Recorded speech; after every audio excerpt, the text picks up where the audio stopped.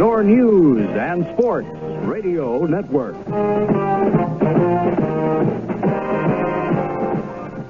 And now WBEN Buffalo, broadcasting at 930 kilohertz, begins another day of service to the Niagara frontier. Our studio-to-transmitter link, WEF 90, operates at 949 megahertz. Tonight's Mystery Theater is brought to you by Amadeus, downtown, and 6 suburban stores, including the new Lockport store. The CBS Radio Mystery Theater presents...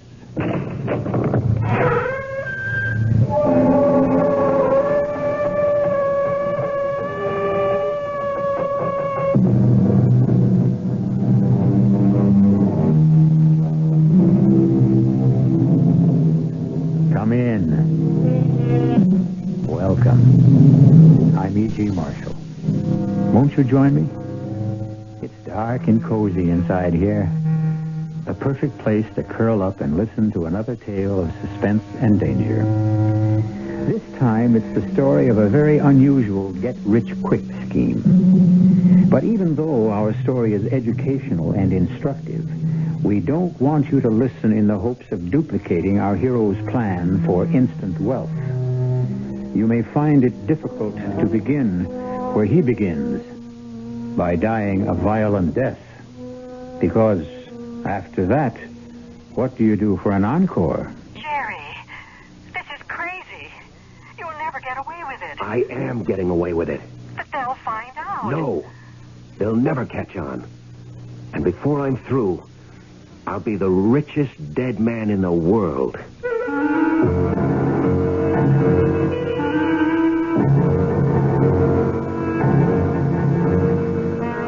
Our mystery drama, Bury Me Again, was written especially for the Mystery Theater by Henry Slessor and stars Michael Tolan. It is sponsored in part by Buick Motor Division and Contact, the 12-hour cold capsule. I'll be back shortly with Act One. You've seen the Budweiser commercials on television, and maybe you've wondered how long people have been putting that famous Bud label on things. Well, not as long as the brewers of Bud have been putting things on the label.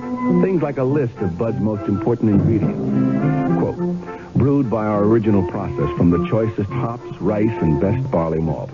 And things like the following statement. This is the famous Budweiser beer.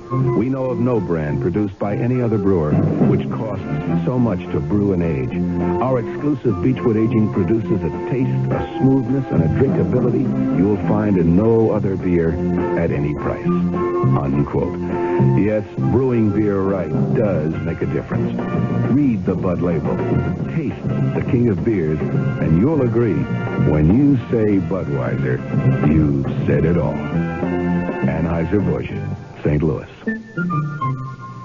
Gracious, elegant, luxurious sterling silver for radiant holiday tables.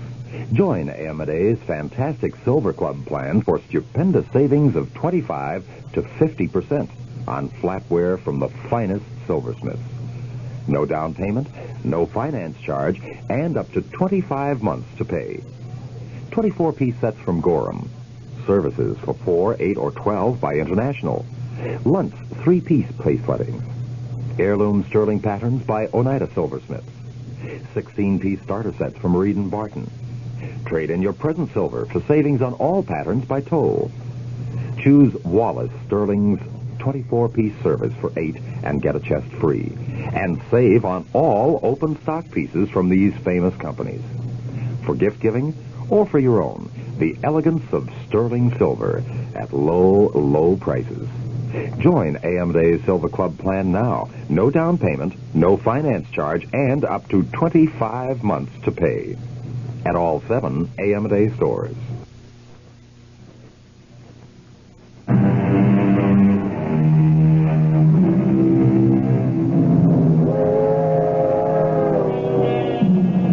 Some people think that the sound of a train whistle fading into the distance is probably the most melancholy sound in the world. But the people aboard those trains, which crisscross the country, can be melancholy too. As the cracked Chicago Express streaks into the dark stretch of track between Union Station and the town of Fairmont, One of those passengers is staring gloomily into his own reflection in the soot-darkened window. It may be interesting to follow his thoughts. Minus $10,000. Minus $10,000. That's where I'm at after 36 years of living. 36 years of working and sweating and dreaming dreams that never had a prayer of coming through. I owed McGinnis the same $6,000 I'd owed him for 2 years, even after making him payments amounting to twice that much. And then there were the bills. The dentist, the credit card company, the automobile dealer. No, I could scratch that one. The car had been repossessed just the other day. That's why I was taking the train instead of driving to Fairmont. Not that I expected it to do much good. The chances of hitting my maiden Aunt Hilda for money were pretty slim. But when you're down, you'll try anything. And with the thought of McGinnis and his goons coming around for payday again, I was ready for anything at all. But maybe not quite ready for what happened. Pardon me, is this seat taken? Huh? Oh, no. It's all right. Sit down. Oh, thanks. You know, I haven't been in a dining car in years. I didn't know they still have them. Heck, some people don't know there are still trains running. I guess that's so. Everybody thinks in terms of flying these days. I don't like to fly myself. Heck, for most trips, you don't save any time anyway. By the time you get to and from the airport... Yeah, I suppose so. Yeah, you do a lot of traveling? Not if I can avoid it. Well, I can't, unfortunately. I'm one of those traveling salesmen you hear about. But you know something? I never met a farmer's daughter in my life. How do you get a drink here? I've been wondering that for the last 15 minutes. Well, it looks like you've got a drink. Oh, sure. That's my own private stock. I always carry a pint bottle with me on these long train trips just to break the monotony. Yeah. Come on, give me a water glass. Hey, that's very kind of you. My pleasure. Well, here's looking at you. Right. And here's to the farmer's daughter. Maybe you'll meet her this trip. Just hope my wife doesn't find out.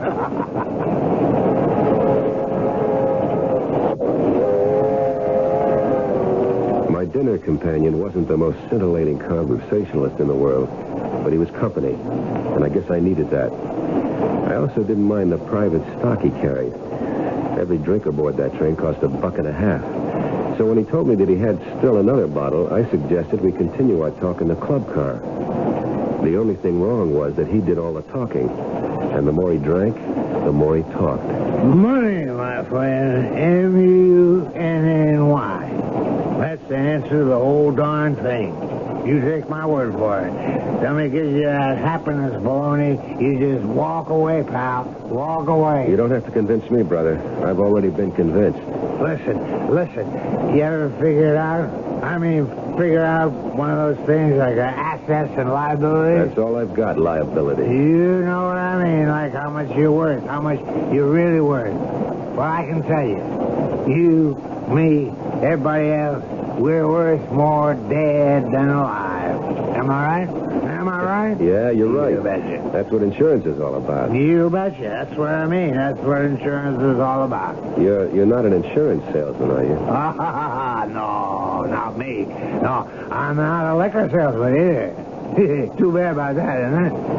Hey, bottle's almost empty. Don't worry, friend. Don't you worry. There's more where I came from, fella. There was plenty more. Plenty more whiskey, plenty more talk. Until something happened that sobered up the evening fast.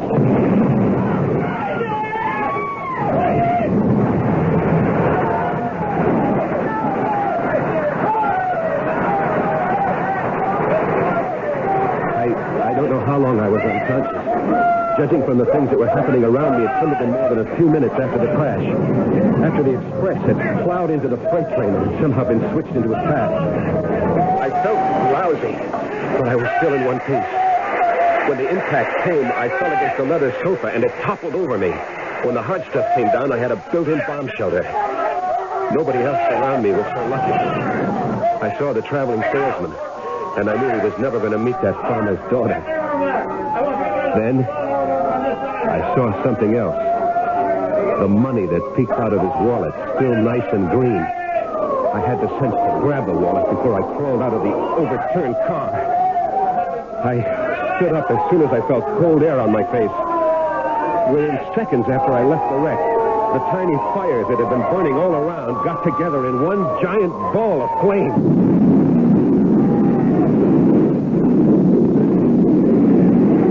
I never saw such a hungry fire in my life. I knew there wasn't going to be much left of anything or anyone. And then I saw the people. They were all over the place, dozens of them, flashing searchlights, shouting to each other. Hey, mister! Hey! Yeah? What is it? Are you okay? Yes, I'm all right. I'm just a little shook up. Oh, they're putting up a first aid station down this line. Want me to help you over there? No, I'm all right, thanks. No, I'd better take you there. Oh, well, okay. Thanks. Hey, listen, what town is this? We're just outside of Hopkins Falls. We heard the crash all the way to town. Sounded like a bomb went off.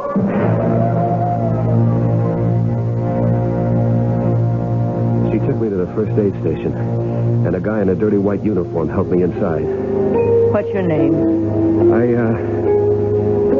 I can't think. I'm all mixed up. Yes, well, maybe you'd better lie down for a while, mister. No. I'm okay. We're setting up a hospital station. We'll have a car take you there if you like.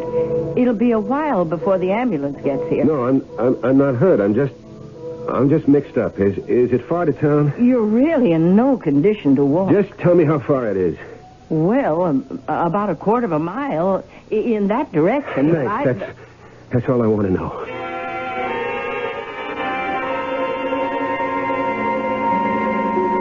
Well, Hopkins Falls wasn't much of a town. There were a bunch of frame houses leaning on each other for support. And the only electric sign in the place was the one I wanted. It said hotel. It took me quite a while to find the desk clerk lurking behind the rubber plants in the lobby. He looked at me curiously and spun the register in my direction. I chuckled when I saw the empty page. When I asked for a room with bath, he almost swallowed his store teeth. I signed the register Benedict Arnold and went up to the shabby room on the second floor. When I closed the door behind me, all I could do was head for that bed. The springs gave in with a rusty sigh, but I couldn't care less. Sleep hit me like a TKO.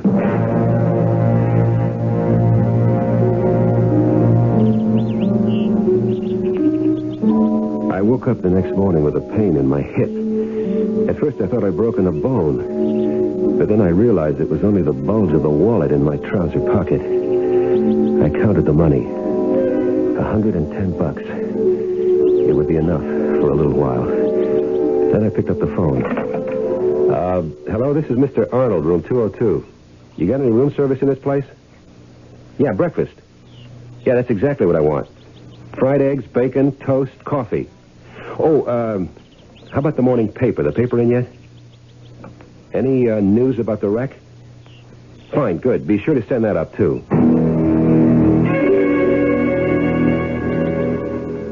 The breakfast was no better than I expected.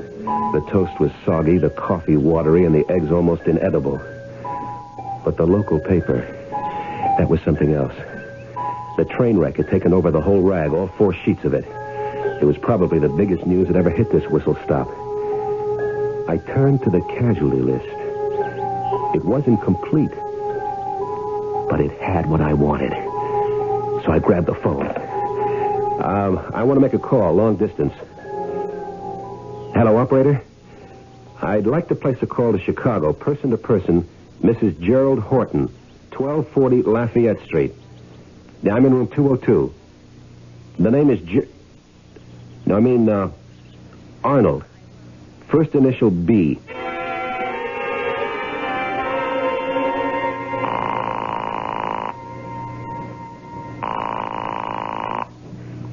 Hello? Myrna? What? Is that you, Myrna? Who is this? Is anybody with you? It's Jerry. Jerry, where are you calling from? A town called Hopkins Corner or something like that. Listen, are you alone? Well, yes, of course I'm alone. But why are you talking this way? Because this hotel has walls like tissue paper, that's why. Myrna, did you read about the wreck? The The train, the Chicago train. It hit something, a stalled freight train. Dozens of people were killed. Oh, my God. Jerry, are you okay? Quiet. Yes, I'm okay. I got a little banged up. Nothing serious. Oh, thank God. But why aren't you in a hospital? I don't need a hospital. I told you I'm not hurt. I'm just dead. What? You heard me. I'm dead, honey. What are you talking about? Myrna, listen carefully. There's been a mistake out here. A big mistake. And we're going to make the most of it, understand? No. Well, listen and you will. They got me down on the local casualty list. They think I'm dead. Do you get what I'm saying? They've listed me as dead. But how can that be? Well, I must have helped it along a little. I switched wallets with a guy. His was fatter than mine, but he had no use for it anyway. But then the whole train caught fire. He must have been burned beyond recognition. But the wallet was okay. Why, that's awful. You'll have to tell them. No, I don't have to tell them a thing. Why should I? But what for? No, now listen. What's the only valuable thing we own? What? You know about the insurance policy? Yes. $75,000. $75,000. More money than we could save in a lifetime. But we can't collect it. Not if you're alive. I'm going to stay dead, Myrna. Understand? Jerry. You're going into mourning for me. Then you're going to get a check for $75,000 from the insurance company. You're going to slap that money into the bank. Then we're going to wait a while and leave town. But how... You and me and the money makes three. Now do you get it? Jerry, that's illegal. What do you mean illegal? We're only ripping off an insurance company, honey. That's what I call fair game. Well, we've just heard an old adage disproved, that dead men tell no tales. Obviously, here is one dead man who is doing exactly that. A tale of deceit and deception, and very possibly danger. We'll find out how good a job our friend does of staying dead when I return shortly with Act Two. If you take a look at the new 1975 cars, it doesn't take long to notice the European influence is strong. And to be sure, there are some new American cars that rival the Europeans, one being Buick's new Skylark SR. But don't consider a Skylark SR because of its touring car interior or its rather rakish profile. Consider it because it's a Buick, possessing many of Buick's nicer innovations, like the new Buick V6.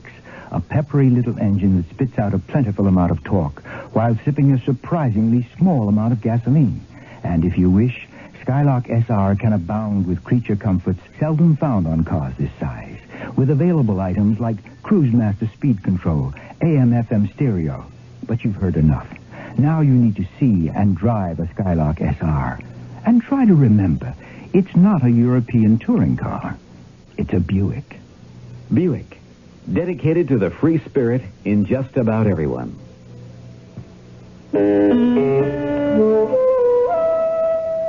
The strangest thing happened last night when I was walking home from work. It was almost dark. And then I saw someone. A woman struggling to change a tire. I stopped. She stiffened.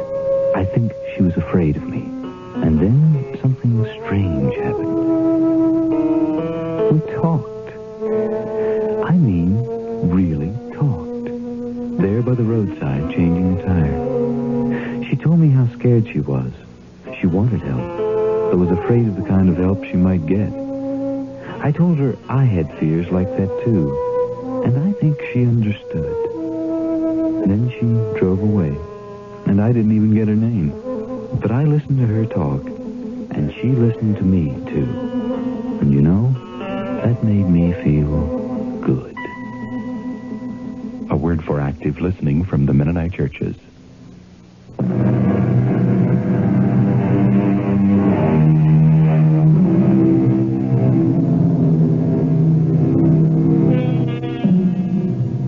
Jerry Horton didn't get to see much of the town of Hopkins Falls. He spent the next few days in his room, thinking, drinking, and making plans.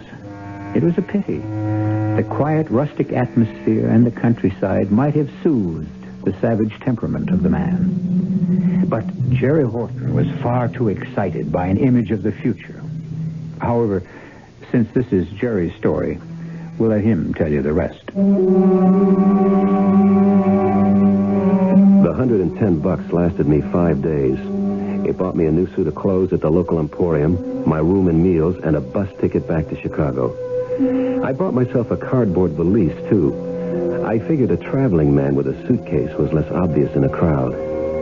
On Friday morning, I put the local phone book, the Gideon Bible, and a couple of hotel towels into the valise and said goodbye.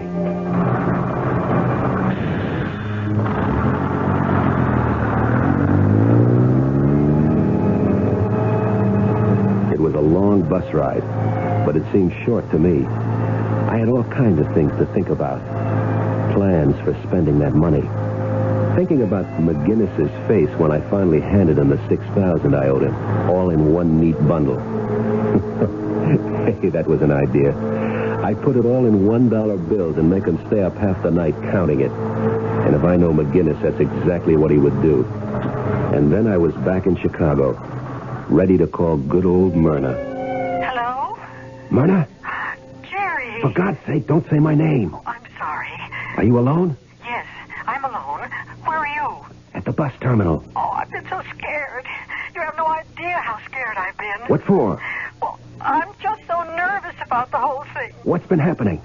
Well, they sent your body back. The funeral was Tuesday. Good. Great. Was it a nice crowd? Well, not too big. Sandy and Jane couldn't make it, but Dorothy and Tom were there, and Mother was going to fly in from L.A., but I told her not to bother. I mean, well, it seemed silly. You didn't tell her anything? Well, no, of course not. Do you think I'm crazy? Do you think I could tell her that it was some perfect stranger I was putting in the ground? Oh, Jerry, it was awful. I mean, we picked out that plot together and everything. I was going to be right next to you. Never mind that stuff. We've got more important things to worry about. Living things. Oh, what are you going to do now? I don't know yet. I'm broke. I don't even have enough money for a hotel room. But you can't come here. I know I can't come there, but I've got to eat. So you got to help me. Look, you put about $300 in an envelope and address it to John Nolan, care of the Montgomery Hotel. Did you get that name? Yes. John Nolan, Montgomery Hotel. Don't write it down. You can remember it. Yeah, John Nolan, care of the Montgomery. I'll check in there this morning. Don't try to reach me. That's just asking for trouble. You got it? But what if somebody recognizes you? Don't worry about it. You know the Montgomerys out of our class. But try and make it small bills, okay? No use attracting more attention than I have to. Okay? Yes. Okay. Oh, Jerry, I hope we're doing the right thing. You'll see how right it is when that money comes in, Myrna.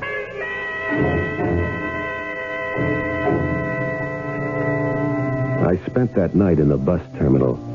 I hunted out the softest bench and stashed my things under it. When I woke up, I had 19 bones out of place.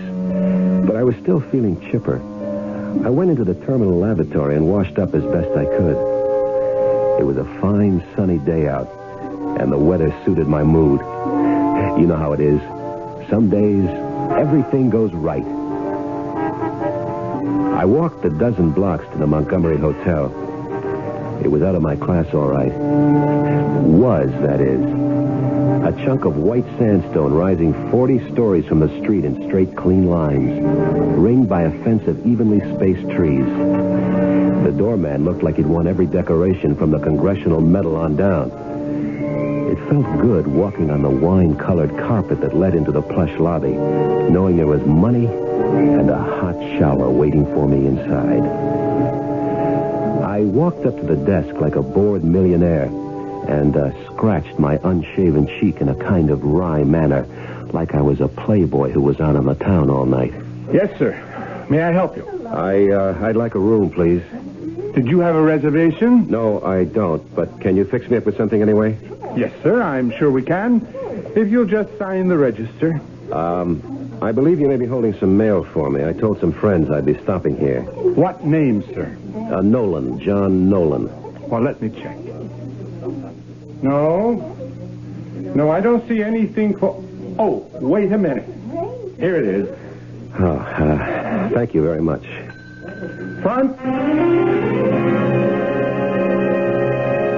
My room at the Montgomery wasn't fancy.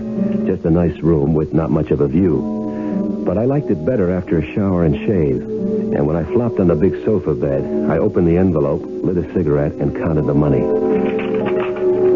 There were $240 in it, and a note that said, "Sorry, all I could get, M." Well, it didn't really matter. It would be enough to take care of me for a few days. Then the insurance agent would be around to see Myrna, and money like this would be only car fare. I felt so good that I decided to spend some of it on the best meal I could buy in the hotel restaurant. I was just finishing up when my luck threatened to turn. Well, for Pete's sake, it's Lefty. Is this Lefty? You know high school, right? I'm sorry. I think you must have the wrong guy. Hey, did I change that much? Yeah, I guess maybe I have. I don't know where all the hair went. Down the sink, I guess. Douglas is the name, remember? Kenny Douglas. No, I'm afraid I don't. Oh, well, I can't be that wrong. I've got a good memory for faces. Not so great on names, maybe, but they called you Lefty because of the baseball team. I'm sorry, mister. I must look like this friend of yours, but I'm not him. I never went to Union High. I never went to any high school, as a matter of fact. Well, I could have sworn. And as you can see, I'm eating with my right hand. Yeah. That's right. Yeah, but you sure look like the guy, or the way he would look 20 years later. I'm sorry to bother you. By the time the guy had left my table, I was covered in sweat from head to foot. Oh, I remember Kenny Douglas all right. I think I still had his monogrammed cigarette case in his shoebox at home. He was a snotty rich kid. It had been a pleasure to rip him off. But right now, it was a relief to see him leave. And a relief to switch the fork back to my left hand. After the third day, I started getting anxious.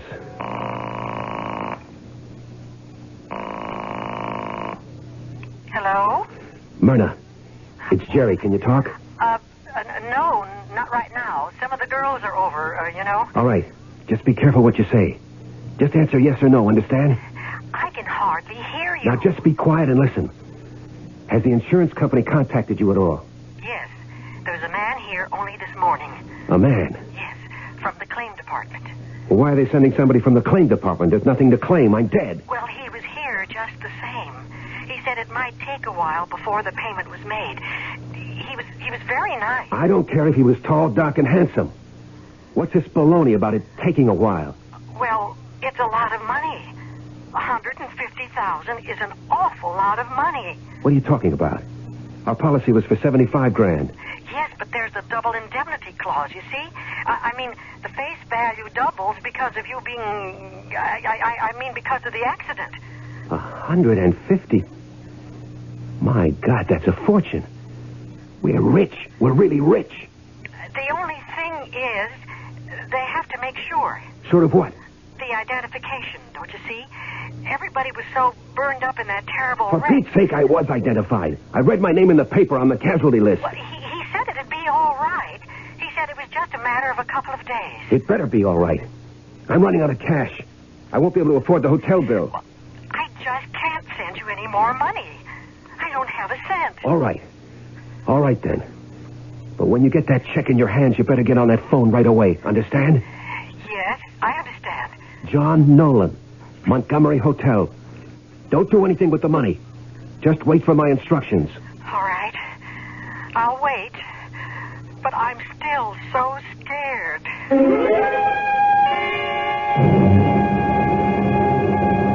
$150,000. I couldn't believe it. I couldn't imagine money like that. I kept seeing the way that check would look, that long string of numbers. I began to see visions of things I'd wanted since the day I was born. It was all I could do to keep myself from running down to the auto showroom and placing an order for the biggest, shiniest car in the window. But I had to wait. The money wasn't there yet. There was still one more step to go. I was a little worried about Myrna's visitor from the insurance company. But I knew that things would work out all right. This was my lucky time of life, and nothing was going to spoil it. Then, just one day later... Oh, Mr. Nolan. Yes? There was a call for you while you were out this afternoon. It was a lady, Mrs. Nolan, I think. Uh-huh. Thanks very much.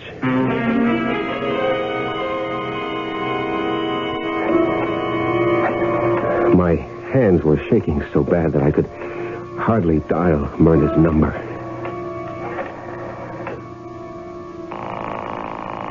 When she didn't answer right away, I started to panic. She wouldn't be calling me unless it was all set. She must have the money in her hand, and I had to make sure that it went to the right place. It wasn't that I suspected Myrna of any hanky-panky. I had no reason to suspect her of anything. But who knows what someone will do when they're looking at a piece of paper that says $150,000. Hello? Myrna, it's me. Oh, thank heavens. I was getting so worried. Where were you? The phone must have rung 10 times. Well, I just got in this second. I was down at the insurance company. You went there to get the money? They asked me to come down, Jerry. I was so upset, I almost fainted. Well, don't worry about it. You're the grieving widow. You're supposed to be upset. But you don't understand. They didn't call me about the money. Only about, I don't know what you call it. Exhume something. What? Jerry, they want to open your grave. They can't do that. It's against the law. They said they wanted my cooperation. They asked me to sign a paper. Don't do it. Don't sign a thing. They can't force you to do such a thing. Well, they said that if I didn't sign it, they'd have to get a court order. They're bluffing. They can't do anything like that.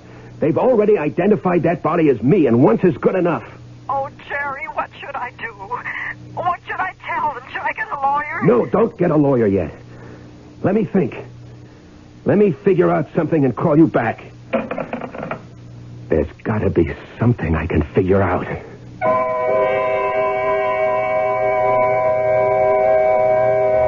As Robert Burns once told us, the best laid plans of mice and men oft go astray. Even the plans of dead men, it seems. But I think we have a resourceful gentleman here who won't let a mere detail stand between him and his dream. Will the insurance investigators create a rude awakening? Or will our hero find some way to put the number 150,000 into his little green book? Just wait right there, and I'll return with the answers shortly in Act 3. Give your hand to a friend. Give your heart to your love. But give your cold to contact. The sooner the better. The common cold is a rotten thing. You miss so much. Sneezing, drips, and congestion can drag you down. Then, ask yourself the contact question. 6 or 3 or 1? You'd need 6 cold tablets, 2 every 4 hours, or 3 ounces of Cold's liquid, 1 every 4 hours, or just 1 contact for up to 12 hours continuous relief of those symptoms. That's daytime, then nighttime relief. Both the others have things for aches and fever, and the liquid, something for coughs. Not found in Contact 600 Tiny Time pills. Give your cold to contact. 6 or 3 or 1. Take Contact. Only as directed. Who knows what troubles lurk in the hearts and minds of consumers? The man from the Better Business Bureau knows. Oh, Irene, this new sofa is gone already, and... Why, what's that inside the cushion, John? Oh, my heavens, it's crumpled newspaper. How did we ever buy a sofa like this? What can we do? I'll tell you what to do. Who are you, sir? I'm the man from your Better Business Bureau. When you shop for furniture, it's what's inside that counts. Fancy coverings can hide a variety of shoddy workmanship. Read the law label that must be stitched to the furniture. It will tell you the filler material used, and buy from a reputable dealer. Oh, thank you, sir. We'll know better next time. Not at all, ma'am. Just another tip from your Better Business Bureau.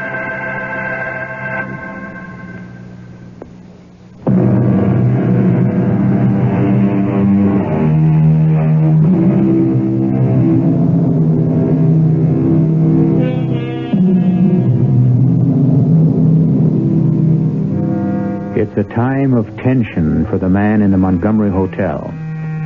Now every hour seems to stretch ahead interminably. The watch ticking on his wrist seems to have hands made of lead. But as he paces his hotel room, smoking endless cigarettes, downing pots of lukewarm hotel coffee, he seems to have arrived at no solution to his dilemma. And then...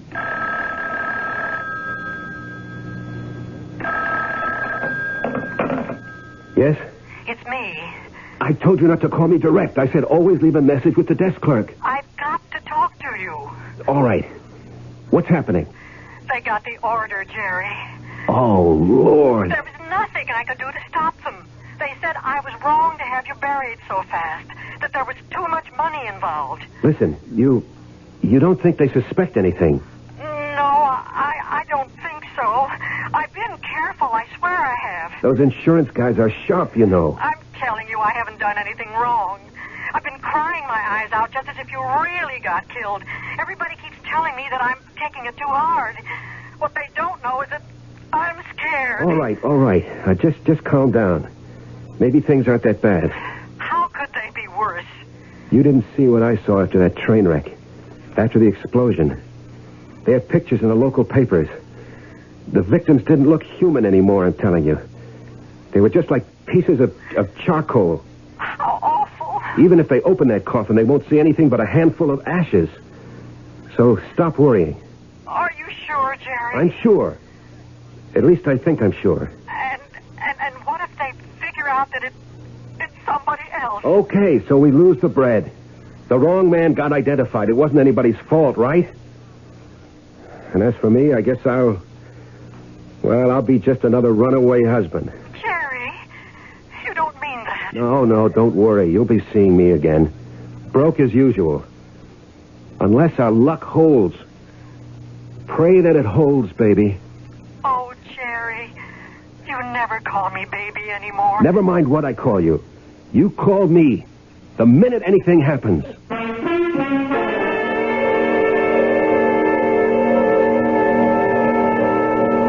The next couple of days were the worst of my life. There was nothing I could do but concentrate on that phone. Stare at it, waiting for it to ring. After a while, I started yelling at it, ordering it to ring, like some kind of nut. But it stayed silent. It just stared back at me until I got so jumpy that I had to get out of the room. But I wasn't on the street for 5 minutes before I found myself heading back for the lobby and demanding to know if there'd been any calls for me. The answer was always no. And then, on the morning of the third day after Myrna's call, when I wasn't even thinking about the phone, it rang. Hello? Jerry, it's me. I've been going nuts here. Why didn't you call me before? There was nothing to say. You told me to call you when something happened. Well, something must have happened by now. Did they exhume the body? Yes, they did. Well, go on. Jerry, it was just like you said. I didn't see the body, but the insurance man told me about it. He said he felt awful describing it to me, but he thought I should be told. Jerry, there were only ashes in that coffin. Thank the Lord. I was so scared, but it's all right now. Everything is all right. No, it won't be all right until you've got that money. But I do have it. What? That's what I'm calling about. I've got the check. It's right here in front of me. $150,000. I never knew there was that much money in the world. Okay, now listen close. Here's the way we're going to handle it. The first thing you do is deposit the check to the regular account. Yeah, I was going to do that this morning. I was so afraid to have such a big check in the house. All right, so deposit it. And then go to the Chemical National Bank, the one on Clover Street, near the Arch. You know the one I mean? Yes, but what for? Just listen and do what I say.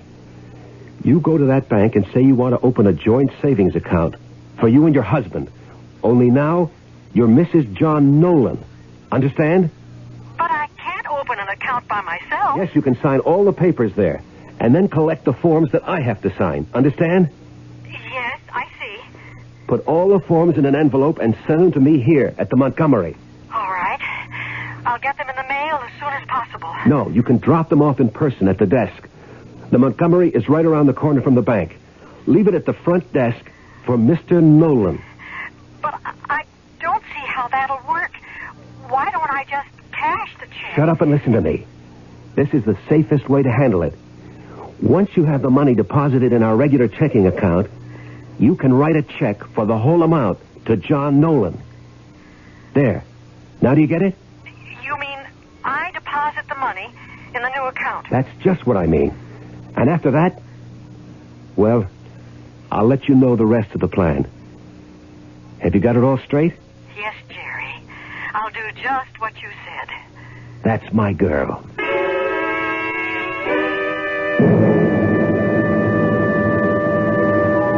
It was cloud nine time.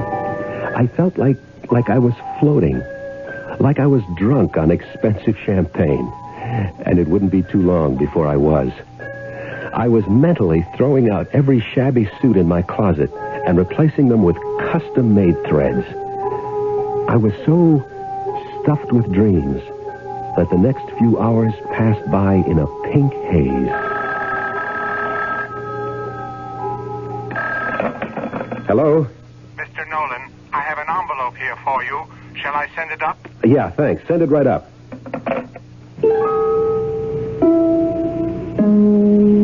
Myrna had followed her instructions perfectly.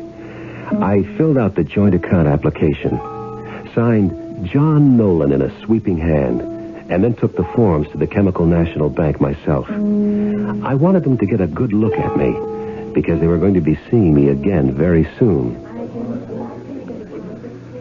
Getting cool again, isn't it? Yes.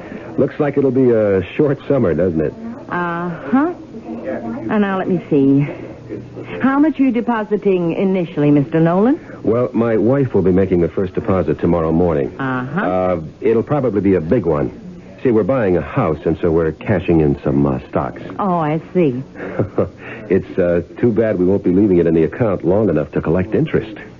I might have to withdraw most of it pretty quick. Well, easy come, easy go. That's right. Easy come, easy go. She didn't know how funny that was. And 2 days later, when I strolled back into the Chemical National Bank, the joke was all ready for the punchline. I had the passbook in my hand and happiness in my heart when I walked across the marble floor to the teller's cage marked M-N-O. I caught a glimpse of the bank guard's dark blue uniform. He looked fat and lazy. I stepped up to the window and started to say hello to my girlfriend of the day before. But then I remembered I had a withdrawal slip to make out first. So I smiled apologetically and went to the glass-top counter in the center of the room. I copied the number from the passbook and filled out the amount. $20,000. No, I wasn't going to withdraw at all. I was smarter than that. All that bread going in and out so fast, that would attract too much notice. I was going to chip away at it, a piece at a time. Oh, hello. I see you didn't waste any time. Nope. Got to get that deposit down today. Uh-huh. $20,000. Well, I'm sure you want a bank check for that, won't you? Yeah, I'd better. I wouldn't want to walk around with that much cash. Oh, one moment, I have to see an officer. Take your time.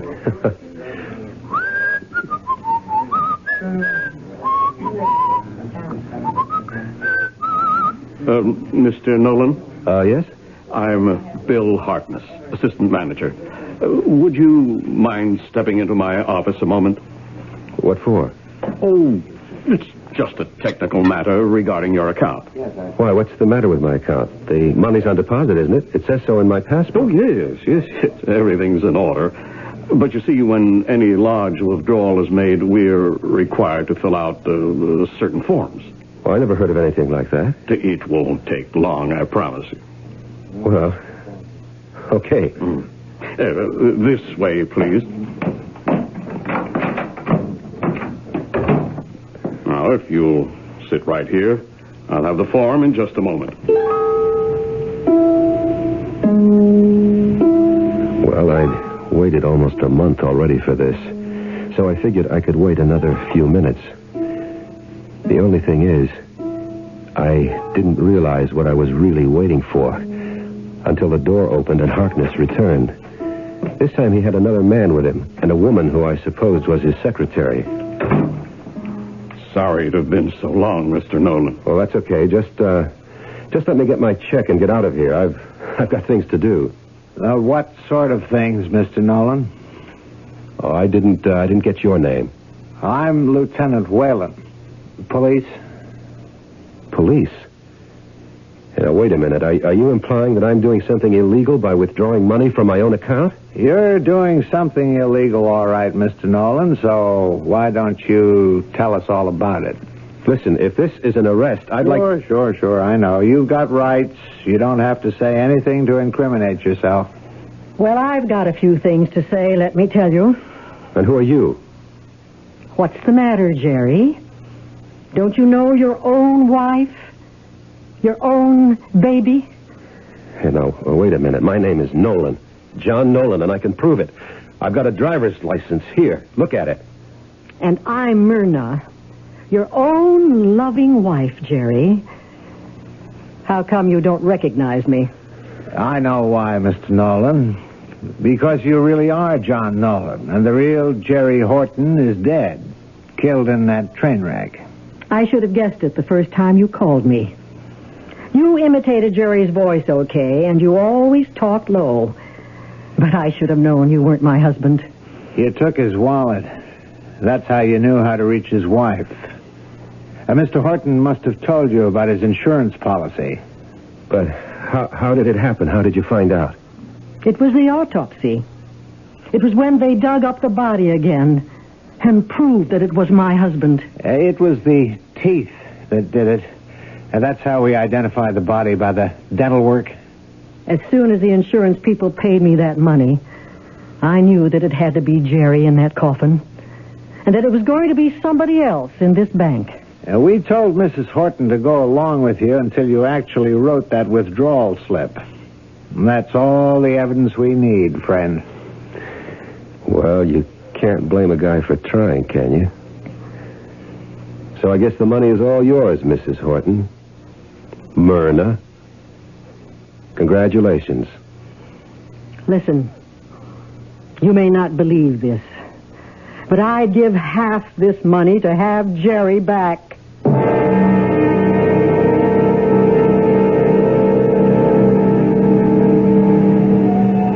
Of course, the moral of our story is that crime doesn't pay, even if the insurance companies do. And now you see why we don't recommend our hero's method of getting rich. Because now, Mr. Nolan is going to be going somewhere that boasts no champagne, no fancy cars, and very little change of wardrobe. I'll be back shortly. How many things can your family do together? Go to a movie? Go to a circus? Go on a picnic? Go on a vacation? Face it, in today's America, family fun is hard to come by. And with busy schedules, just getting the family together is not an easy thing to do. How would you like to have a little family fun every week? How would you like to learn together? How would you like to grow together? And how would you like to help your son get an edge on growing up? Cub Scouting is helping families like yours be a family. It sure helped ours. Today's Cub Scout program is just as much for families as it is for boys. So when your son wants to join a Cub Scout pack, remember to take along the whole family. That's what Cub Scouting is all about. For the Cub Scout pack nearest you, call the Boy Scouts of America. They're in the white pages of your phone book.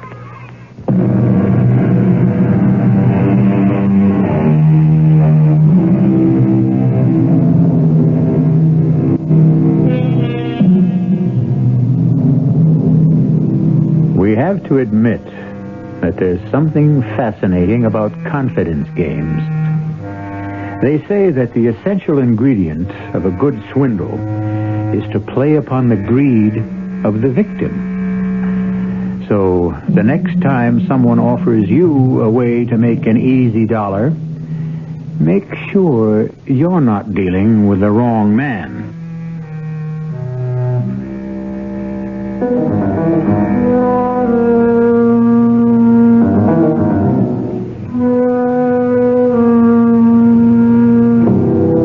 Our cast included Michael Tolan, Vicky Vola, Gilbert Mack, Mary Jane Higby, and Robert Dryden.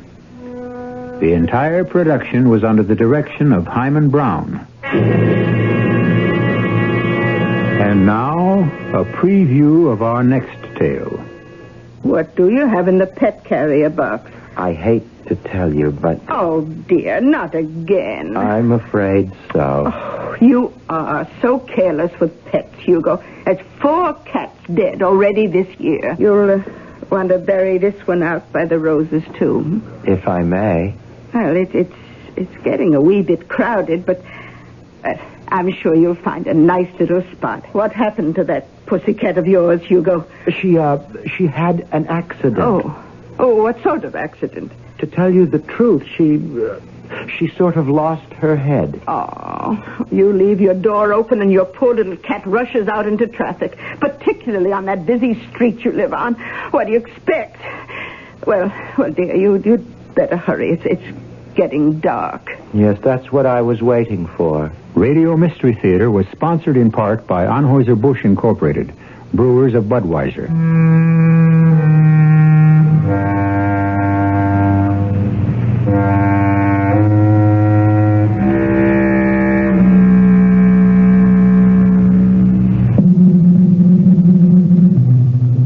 This is E.G. Marshall inviting you to return to our Mystery Theater for another adventure in the macabre.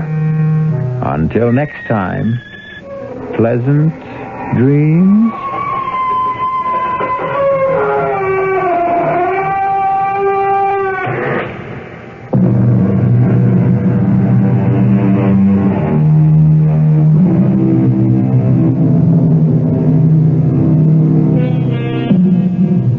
Tonight's CBS Mystery Theater has been brought to you by A.M.&A's, downtown, and 6 suburban stores, including the new Lockport store.